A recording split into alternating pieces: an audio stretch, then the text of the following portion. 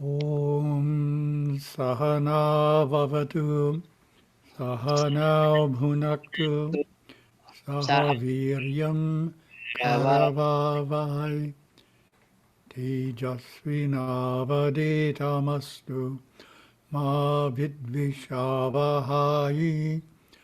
Om Shanti Shanti Shanti. And let's try and share the screen.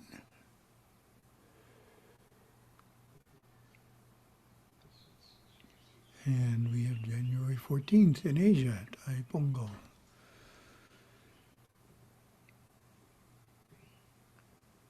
Oh, our first topic. Non-injury, the foremost virtue. Publisher's desk from 2014.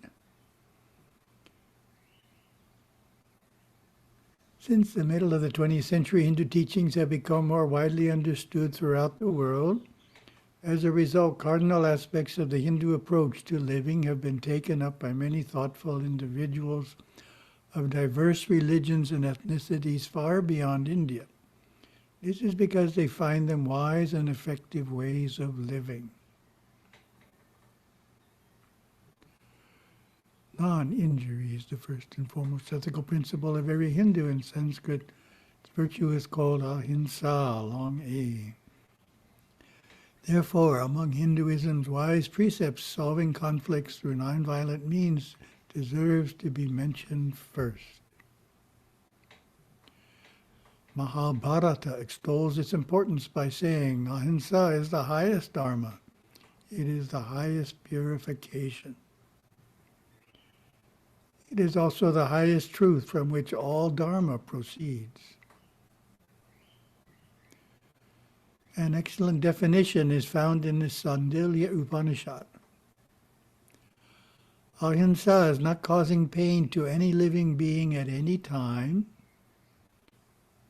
And the first question for you, what is the rest of this verse? Not causing pain to any living being at any time.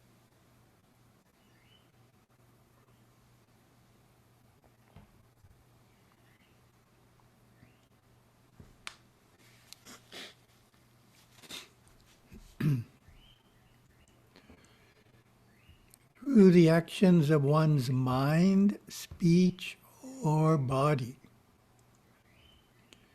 Note the threefold nature of ahimsa. It applies not only to our actions, but also to our words and even our thoughts. So in some religions, they don't take it that far. You know, if your actions are nonviolent, you're good. But Hinduism says no, even our words, and more subtly than that, even our thoughts need to be nonviolent. That's the goal. So in a religious group such as this, actions aren't an issue. No one is hitting each other. But our words can be hurting others, and definitely our thoughts can be hurting others, and we're not really fully cognizant of it. Is the principle of nonviolence absolute under all circumstances? Gurudeva answered this question by stipulating a few regrettable exceptions. Oh, next question for you already. What are the regrettable exceptions?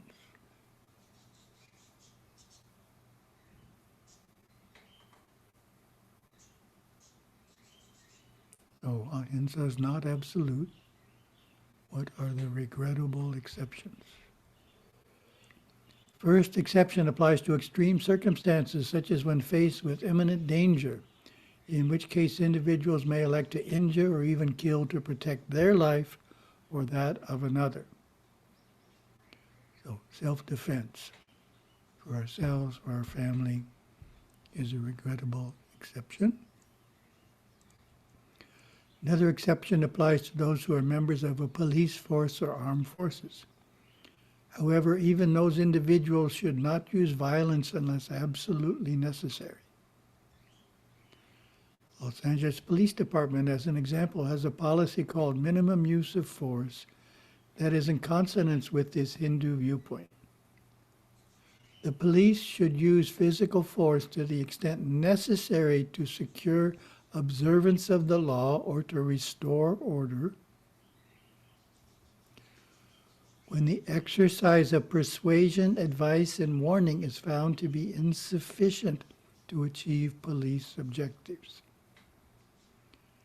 And police should only use the reasonable amount of physical force which is necessary on any particular occasion for achieving a police objective. So we can see it's very controlled, and when police misuse force, use excessive force, they can be held accountable for it and even fired. So the police and the military, this doesn't mention the military, but it could, are regrettable exceptions because in our state of evolution in the world, we'd have chaos without police and military. So they've taken an oath, and they're only supposed to use violence in certain circumstances to a certain extent, and that causes them to be able to use it without creating a personal karma. A common justification for using violence is in retaliation for injuries to you, members of your family, your religion, or nation. There are many in the world today who believe that in those instances you have a duty to personally retaliate. This is commonly referred to as the eye for an eye mentality. However, Hinduism does not support this idea. And question to you, what is the option to retaliation?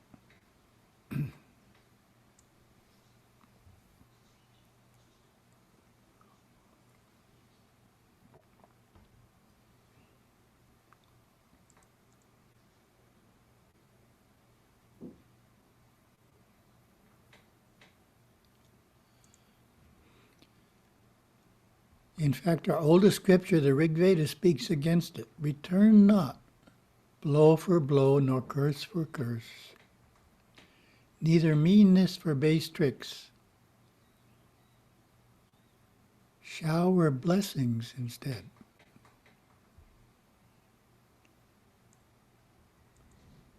Rather than retaliation, Hinduism favors using society's established channels for finding a remedy. Take as an example a common movie plot. Someone shoots and kills your brother during a robbery, and the rest of the film is devoted to your chasing down the robber and shooting him to punish him and get even. What then happens in the next life, the sequel? There is definitely a negative karma to be faced for killing in revenge. Perhaps another robbery will take place and you will be killed. So the option, better to let the police take care of the robber.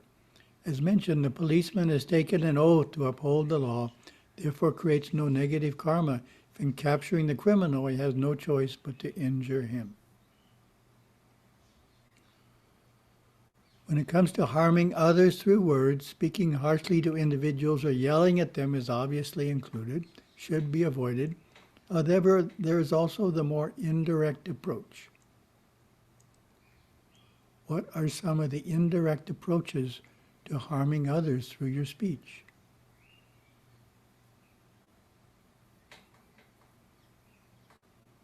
Lots of questions today.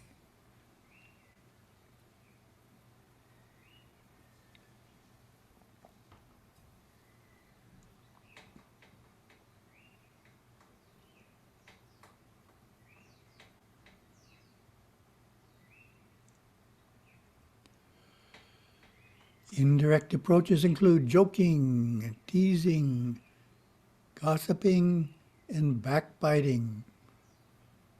So those are the ones: joking, teasing, gossiping, and backbiting. How do we know if we are speaking in a way that is harming or that is helping another? What do you think is the answer?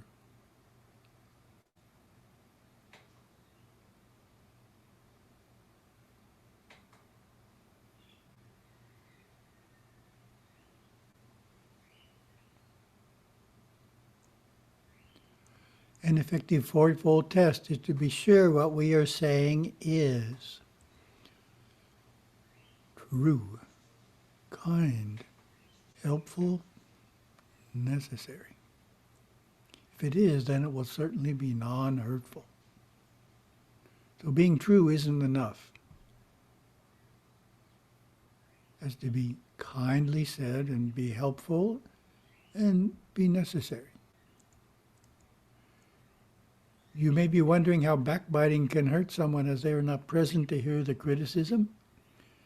It is the thought force that they feel. The same applies to critical thoughts that we don't verbalize. Both are the most subtle form of injury. So that's what we have to watch out for. Subtle forms. My Guru described it in an interesting way.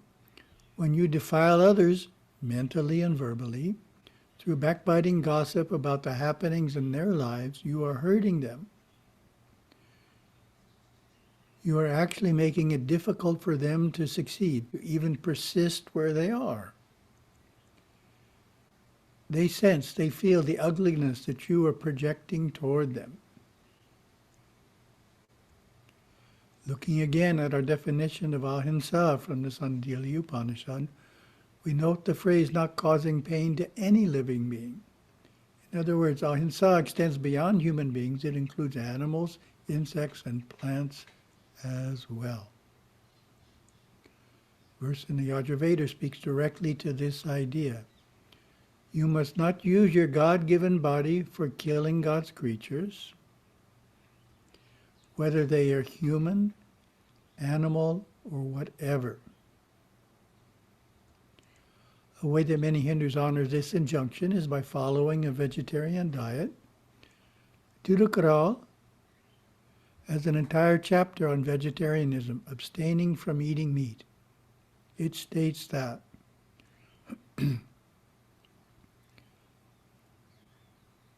vegetarianism is the way of insightful souls who have realized that meat is the butchered flesh of another creature. Gruesome image. And that such restraint is an act of greater value than 1,000 ghee offerings consumed in sacrificial fires. That's the Tirukkural. A nonviolent approach can even be extended to insects. Instead of thoughtlessly killing household pests, stop their entry. Likewise, with garden insects or predators, instead of killing them, keep them away by natural means. A regrettable exception is when predators, pests, bacteria, and disease threaten the health or safety of human beings or their animals. They may be eradicated. So again, that's not absolute, that we can never kill predators, pests, bacteria, and disease. And there are two philosophical principles which form the basis for ahimsa. What are they?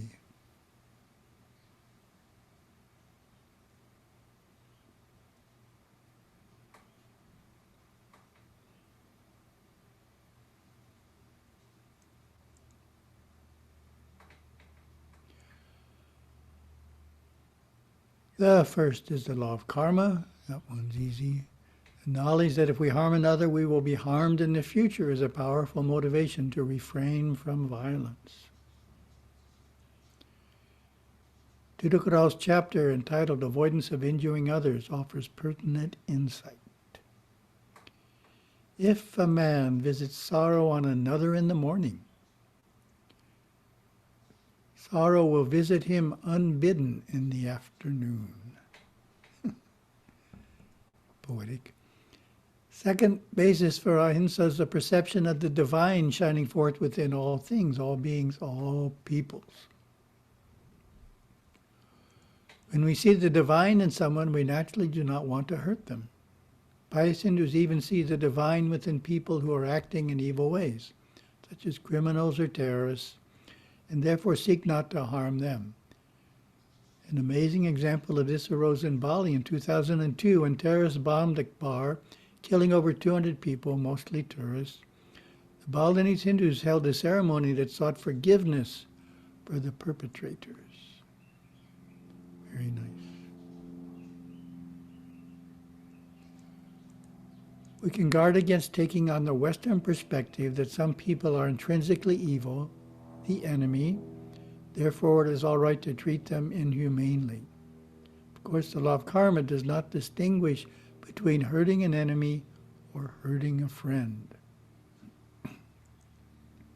Jiddu affirms, harming others, even enemies who harmed you unprovoked, surely brings incessant sorrow. Unless you're the military, of course, or the police. There is a karma.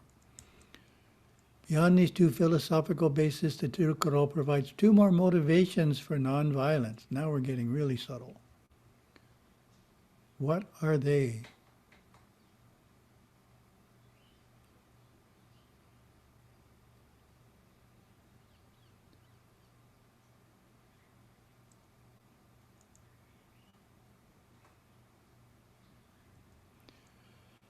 The first is that it is simply how high-minded people act. It is the principle of the pure in heart, never to injure others, even when they themselves have been hatefully injured, because they're so high-minded. Second is, it is a way of encouraging the injurer to reform his behavior and give up violence. Tirukkural puts it well. If you return kindness for injuries received and forget both, those who harmed you will be punished by their own shame. Otherwise, they will realize there's a more high-minded way of doing things. They weren't being high-minded at all. A lack of compassion will obstruct our practice of ahimsa. When we are overly self-centered and oblivious to the feelings of others, we can hurt someone and not even be aware of it. Here are a few suggestions for deepening our sense of compassion for people. One simple way is to take care of animals. This is particularly helpful in teaching compassion to children. They learn to understand the needs of the animal and how to take care of it without unnecessarily disturbing or hurting it. Another way to increase compassion is by gardening and growing plants. For the plant to survive, we need to understand its nature and properly take care of it.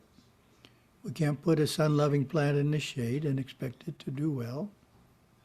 We can't overwater a plant that needs a small amount of water and expect it to thrive. Nurturing plants and animals prepares us to take care of our fellow human beings. Third suggestion relates to computers and computer games.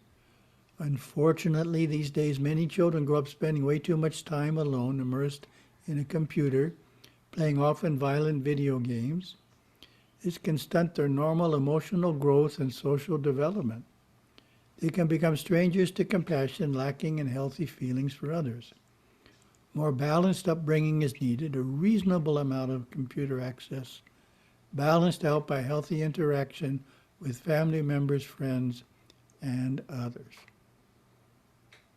So we're not trying to say you should never play video games, though Gurudeva really spoke against violent ones. Should just be an appropriate amount of time, not excessive, and balanced by activities that are compassion producing. Here's a concluding quote from Gurudeva, which beautifully ties together the ideas of nonviolence and compassion. Practice compassion, conquering callous, cruel, and insensitive feelings toward all beings. See God everywhere. Be kind to people, animals, plants, and the earth itself. Forgive those who apologize and show true remorse.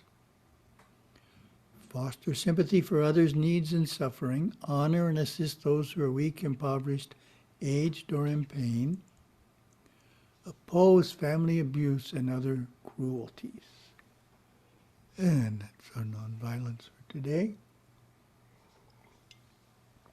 So as I mentioned at the beginning, it's the subtle ones. hurting people through words and even our thoughts that we have to be aware of, and also animals, plants, insects, to minimize harming them and controlling them, keeping them in their place. Okay, we have a second topic. Let's see what it is. Answering your questions sent to satsang@hindu.org. How do we develop Nashumif? Shum term. So first we need to understand what it is. Shum lexicon. Nashumif. Perspective, looking into the second dimension from the fourth, omitting the third, holding no mental or emotional association with what is observed.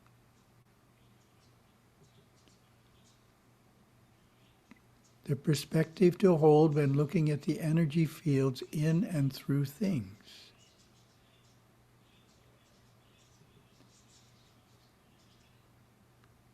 For example, we have the movement of fill, flow into or displace. Here things and thoughts take shape, become molded, penetrate, replace, displace, or become contained. Displacing space by filling up a container with matter is an example of what is found in this area of the mind. So filling up. A simple way to develop Nashumif, this is the answer to the question, is to be in nature and observe the movements going on around you and label each movement with the appropriate Nashumif description. Restrain yourself from other thoughts while doing this. So you're just observing the movements, 18 basic movements in nature, applying them when you see them, without letting the mind wander. And our third topic, a short one here, quote from Yogaswami's words of our master.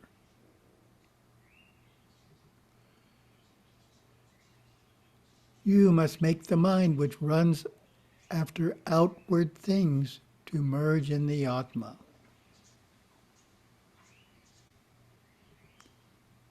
So merging in the Atma is also called Atma darshana. How is that accomplished? Question to you.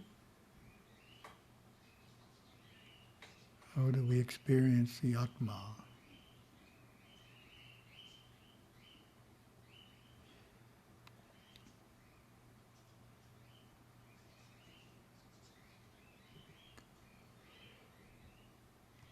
One answer is that at some point there is the realization that lasting happiness cannot be found in relationships with other people or possession of material objects.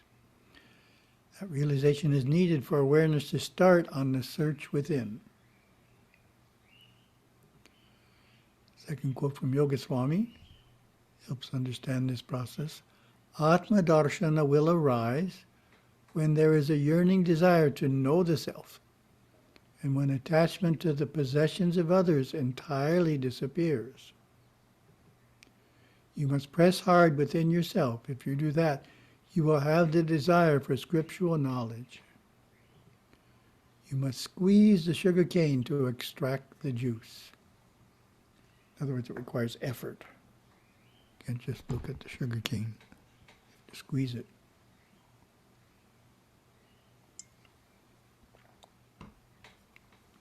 And the idea here is not to become totally uninterested in people and possessions.